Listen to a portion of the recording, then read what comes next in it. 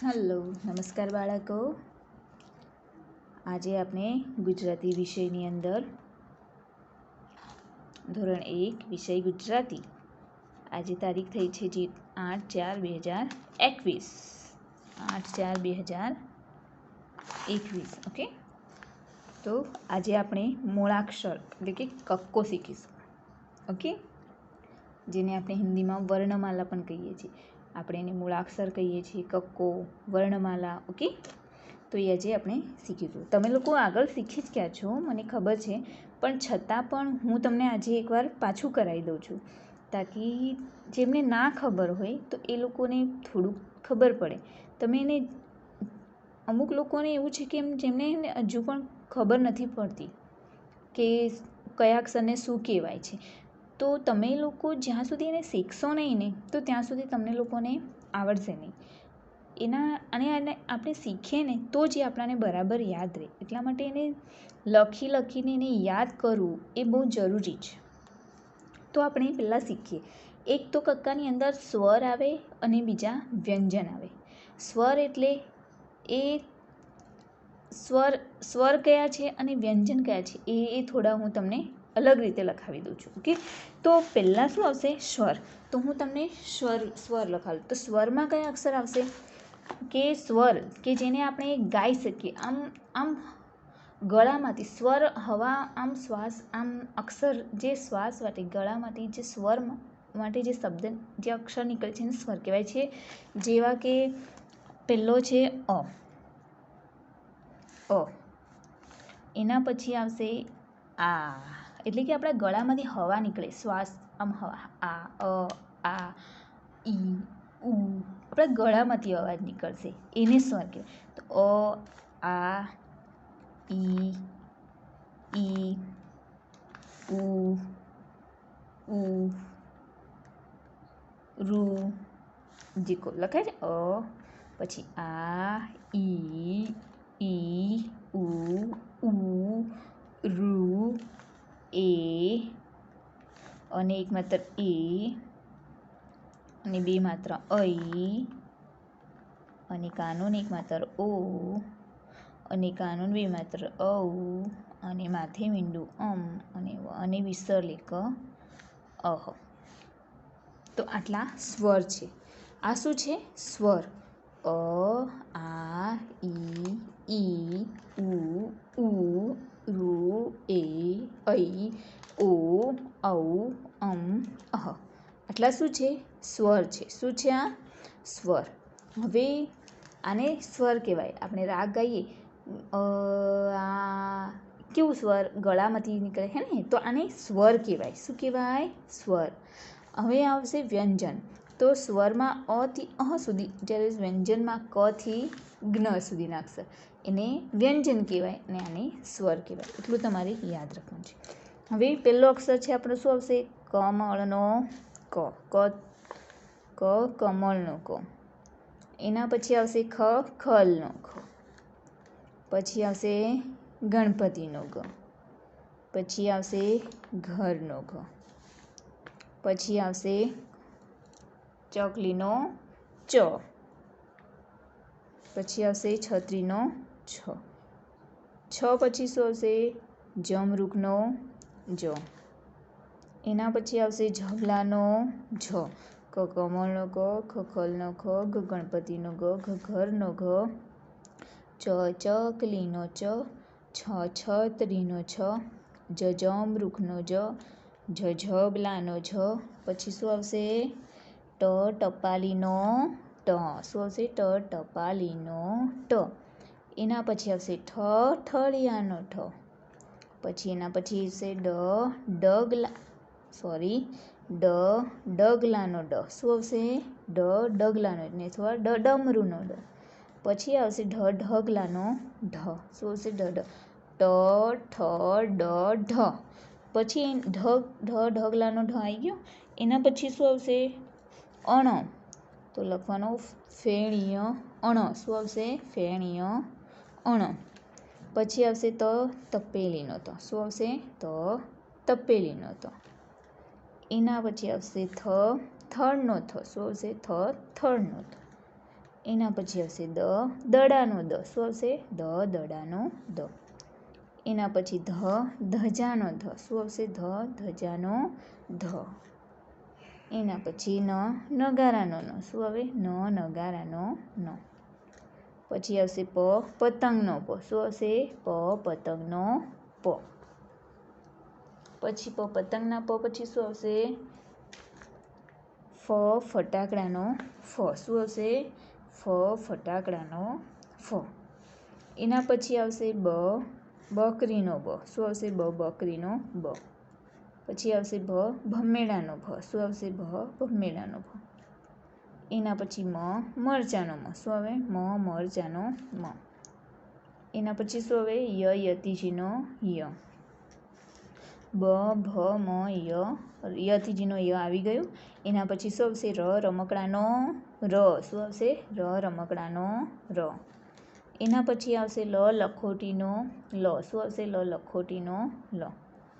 પછી આવશે વ, વાહેણનો વ. શું આવે? વ, વાહેણનો વ. પછી એના પછી આવશે સ, શરણાઈનો સ. આવો સ આપણે હિન્દીમાં આવે ને તો એને સ, શરબતનો સ બોલીએ હિન્દીમાં. સ સે શરબત એસે બોલીએ ને.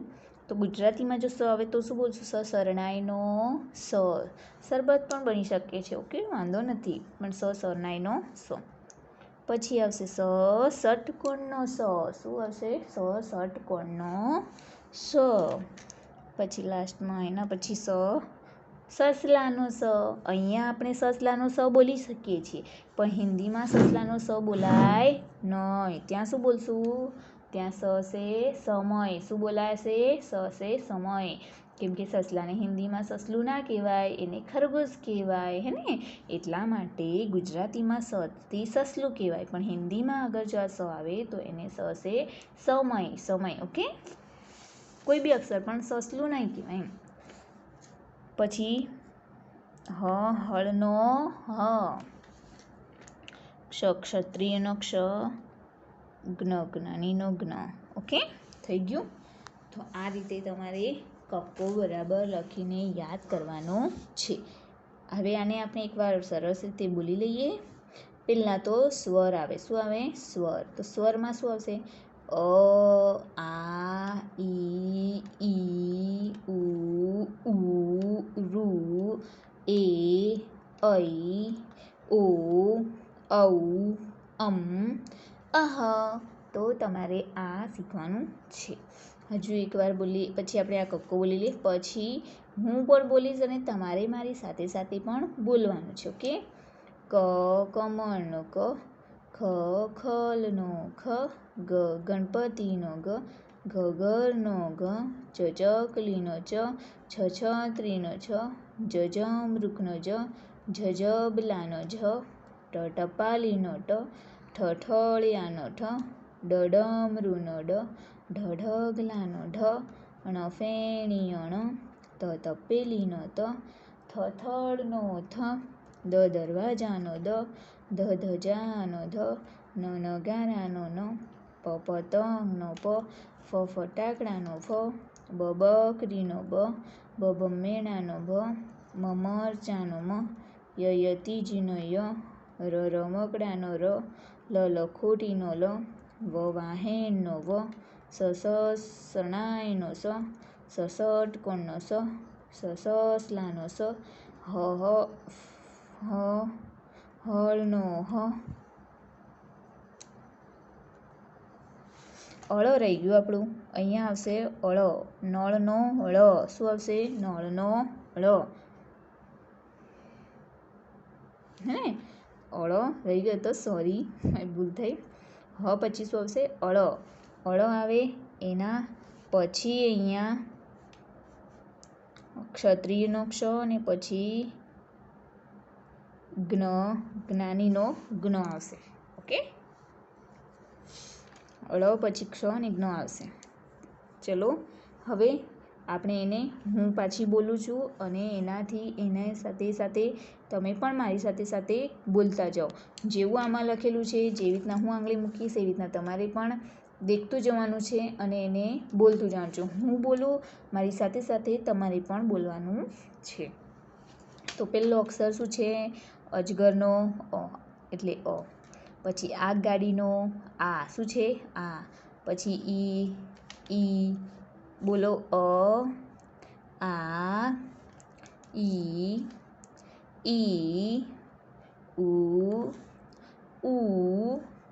રૂ એ ઐ ઓ ઔ અહ થઈ ગયું સ્વરો. પછી આપણે કક્કો, હું બોલું સાથે તમારે પણ બોલવાનું.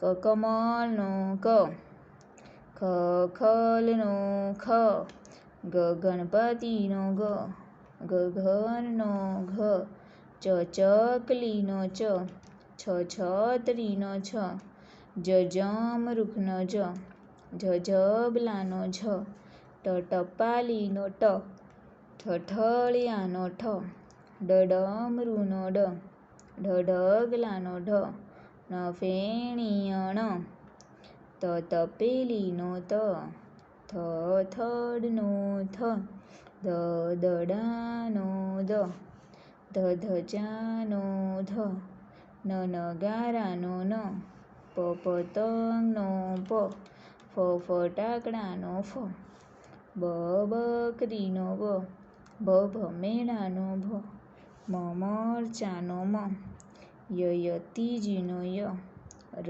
રમકડાનો ર, લખોટીનો લ, વાહેનનો વ, સરડાયડો સ. અહીંયા શું આવશે? સરનાઈનો સ, ષટકોણનો સ, સસલાનો સ, હળનો ળ હ, નળનો ળ, ક્ષત્રિયનો ક્ષ, જ્ઞાનીનો જ્ઞ.